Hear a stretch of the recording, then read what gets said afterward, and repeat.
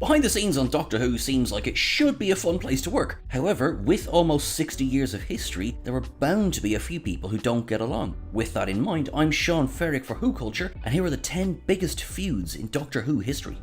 10. Tom Baker versus John Nathan Turner. 4th Doctor Tom Baker opened up on the special features of the Season 12 box set about the unpleasant time that he had to work with producer John Nathan Turner. While the two men only shared a single season together, it was enough to make Baker hang up the scarf for more than 30 years. Baker claimed that Nathan Turner undermined and diminished him at every turn during filming. The producer's approach to everything, from filming to Baker's acting to the interpretation of the character, all served to wind the actor up more and more as time went on. The redesign of the Doctor's outfit, including the addition of question marks on the lapels, was the final straw. Baker told the man he was giving back the keys to the TARDIS, after which he felt Nathan Turner's entire demeanour change. Believing that the producer's behaviour had been designed to oust him, he suspected that once that had been achieved, there was no further reason for hostilities. The 4th Doctor would not reappear for a long time on screen, unless one counts Dimensions in Time from the early 90s, though, for better or worse, many Whovians don't count it. 9. Nicholas PEGG versus PANINI and BBC Worldwide. Nicholas PEGG was the lead Dalek operator for many of the Doctor's mortal enemies' appearances, starting with Bad Wolf. He was a frequent interviewee on Doctor Who Confidential, a regular voice in the Big Finish productions, along with contributing to the Doctor Who magazine. However, his relationship with the Doctor Who magazine and Panini, which distributes it worldwide, came to an abrupt end in 2017. He included, in his column The Watcher, the coded message, "Panini and BBC Worldwide are c***s." Why he chose to exit his working relationship with the magazine in such a fashion is still mostly a mystery. He has continued to work on the show itself, appearing in Revolution of the Daleks as one of the Metaltrons.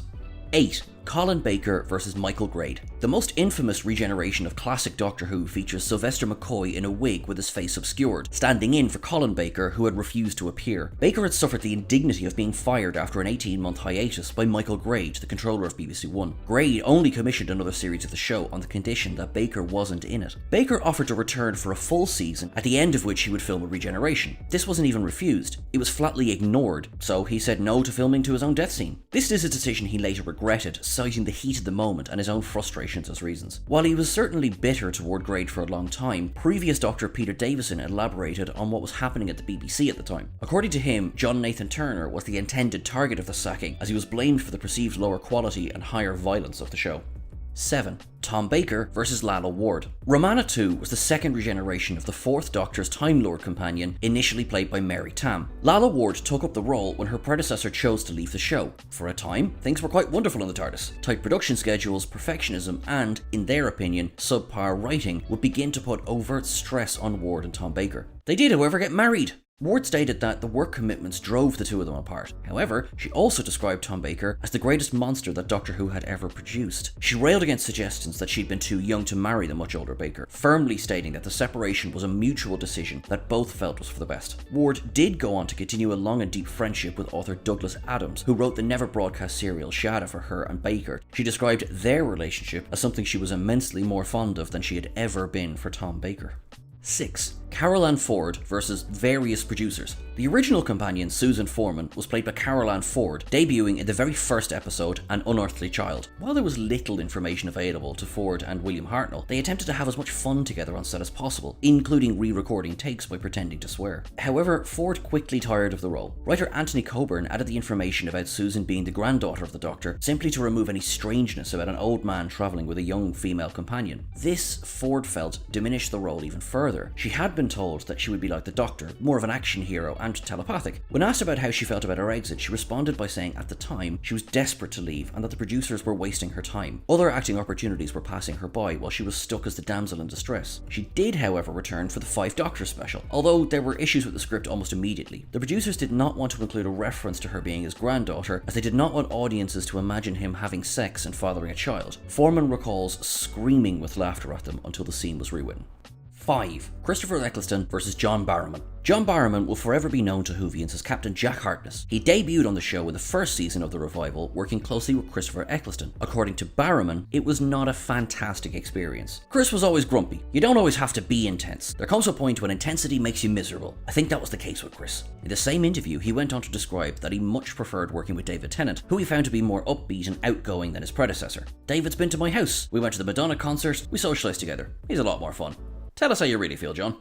4. Christopher Eccleston versus Russell T Davies. When news broke that Christopher Eccleston was leaving Doctor Who after only one season at the controls of the TARDIS, the public was shocked. Rumours immediately sprang up of difficulties behind the scenes, which were finally confirmed by the actor in an interview with Radio Times in 2018. Speaking of the fallout, he said the following: "My relationship with my 3 immediate superiors, the showrunner, the producer and co-producer, broke down irreparably during the first block of filming and it never recovered." He alleged that he had made an agreement with then showrunner Russell T Davies not to say anything to damage the show, though he had previously stated that he was blacklisted by the BBC. He did, however, credit some of his own difficulties with the light comedy as playing a part on the on-set tensions. The interview culminated in Eccleston claiming that he would never again have a working relationship with Davies. Davies, for his part, responded by saying that the 9th Doctor would always be his Doctor, and acknowledged that, as showrunner and producer, he had a duty of care toward his actors. 3. Janet Fielding versus John Nathan Turner. Janet Fielding played the first non-English companion to join the TARDIS gang. She debuted alongside Tom Baker's 4th Doctor, though is best known as a companion of the 5th Doctor. She and John Nathan Turner were at odds almost immediately, as she criticised the portrayal of Tegan as a mild-mannered anti-feminist character. She particularly hated the costumes that Nathan Turner decreed for her, with an air stewardess outfit being for her first season, with only skimpy dresses and skirts after that. She said he was also brutally honest about the reason for her role existing. She was there for the dads to have something to look at. She retorted that she was on the show for the young women of the audience to have a role model to identify with. In the end, she lamented that she was trapped in a situation where she wanted to bring something new and inventive to the role, but thanks to Nathan Turner and other producers like him, she was there to simply be a screamer and nothing more. 2. William Hartnell versus Inez Lloyd. The generally accepted story of William Hartnell's departure from Doctor Who is that the man had grown too old for the rigours of television, causing him to flub lines at a time when film reels were at a premium. The departure of producer Verity Lambert, with whom Hartnell had a strong working relationship, effectively spelled the beginning of the end for him. Inez Lloyd took over the producing reins from Lambert, and from the beginning he struggled with Hartnell. The actor was both set in his ways and convinced that he knew the role better than anyone else. His fellow cast was of the old guard, loyal to him and Lambert's way of dealing with him. Lloyd's first suggestion was to have the Doctor zapped into dust mid-serial, returning with a completely new face. This idea was shot down, though the idea of a face change never went away. It was in fact Lloyd who originated the idea of regeneration, one of the most important elements of the show. However, ousting Hartnell took some work. First, his classmates were gradually replaced. Then, the amount of science in the show was increased, which bothered Hartnell, who preferred to see the Doctor as a wizard. Eventually, the story of his ill health was used to cover his replacement on the show. 1. Pretty much everyone versus Matthew Waterhouse. Adric, as played by Matthew Waterhouse, usually tops the poll for least favourite companions. Waterhouse's acting skills left a lot to be desired, and from his very first serial, Full Circle, there were issues. Tom Baker was the first to speak up and suggested that Adric be written as a Manuel to Baker's Basil Fawlty. This was rejected. Lalla Ward was already experiencing difficulties with Baker, which then fed into her reception of Waterhouse. There are numerous occasions where Romana is overly curt to Adric on screen. Matthew Waterhouse seemed doomed from the beginning. During Adric's death, allegedly both Sarah Sutton and Janet Fielding struggled to keep smiles off their faces. Peter Davison's 5th Doctor admitted that he could save him, but that he wouldn't. Despite all of this, Waterhouse seems to have kept a good spirit about his time on the show, though he laments that people often shout, "Now I'll never know if I was right," at him in the streets. And that is everything for our list today. If there's anything you think we missed, please drop it into the comments below. Please don't forget to like, share and subscribe. You can catch us over on Twitter at WhoCulture. You can catch myself at Sean Ferrick on Twitter as well. Guys, keep everything wibbly wobbly, look after yourselves, and we'll catch you again soon. Bye.